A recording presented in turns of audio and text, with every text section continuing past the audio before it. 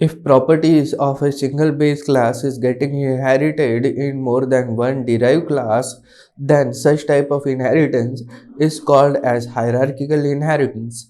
In hierarchical inheritance, as in the diagram you can see, you have a single base class. In this diagram is the base class. B, C, D are the derived classes. Same base class is getting inherited in B, C and D. Syntax for writing the class are class A, which remains as it is because it is the base class, while writing class B, C, D in front of the parenthesis you have to give the base class name and followed by a colon and statement of class B, C and D. Let us understand this by example. You have an employee which is divided into categories: daily employee and weekly employee. So employee class is getting inherited in daily employee separately, and employee class is getting inherited in weekly employee separately. As a single, you have single get base class is getting inherited in multiple derived classes. The inheritance is hierarchical inheritance. Let us see employee class in detail. Class employee has one constructor which is taking name, age and employee number. It is assigning a data member name. It is assigning data member age. It is assigning data member employee number. All of them are private. They cannot be used outside the class directly. It has its display function which is displaying name, age and employee number. This was about the base class. No syntax change. It remains as it is. It has one constructor and one display function for displaying its data member. When you come to the derived class daily wager, which is inheriting employee class, all the features of employee class will be present in the derived class daily wager. Means display function will be available indirectly. If you call the constructor of daily wager def init, it has to take name, age and employee number for the base class and basic salary for itself.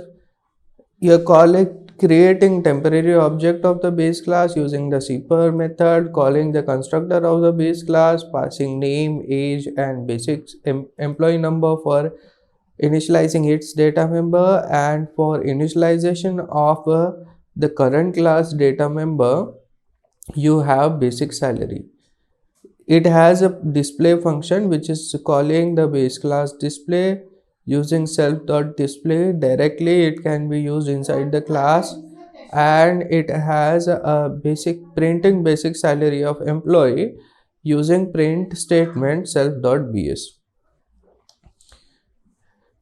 Click on the cell to create the base class employee. Click on the cell to create the class daily wager. Now we are creating the class weekly wager. Difference between daily and weekly wager is basic salary will be multiplied by 7 in weekly wager, whereas rest of the code is same.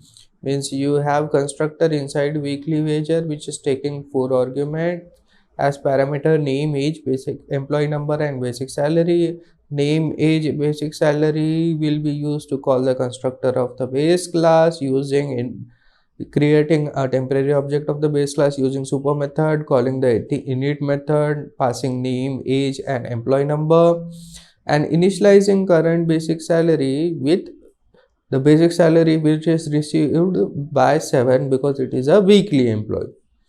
And it has a w display function which is calling the display function of the base class via inheritance. It is present indirectly, so it can be called inside the class, and it is printing its basic salary. So create the object of daily wager. You have to call the constructor of daily wager, pass argument name, age, employee number and basic salary. Click on the cell, run the cell, daily wager object will be created.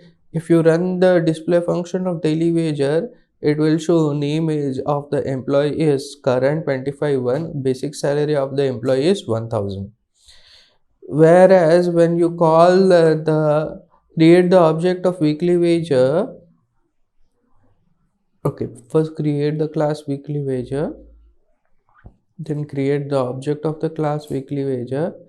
As a constructor requires 4 parameters, we are passing 4 argument: name, age, employee number, and basic salary.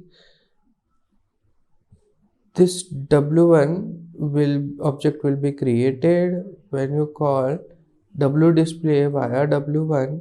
It will show that the name, age, and employee number is 2, basic salary is 49,000, because we passed the basic salary while creating the object as 7,000. 7,000 into 7 means 49,000 should be your output for weekly salary of that employee.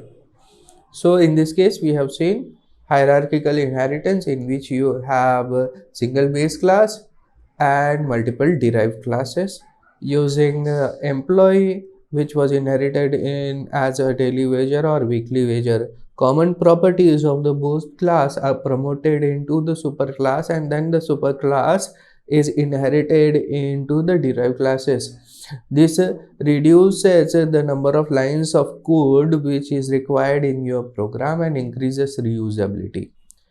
Thank you. Thanks for watching. Do hit that subscribe button for more such technical content. See you in the next video.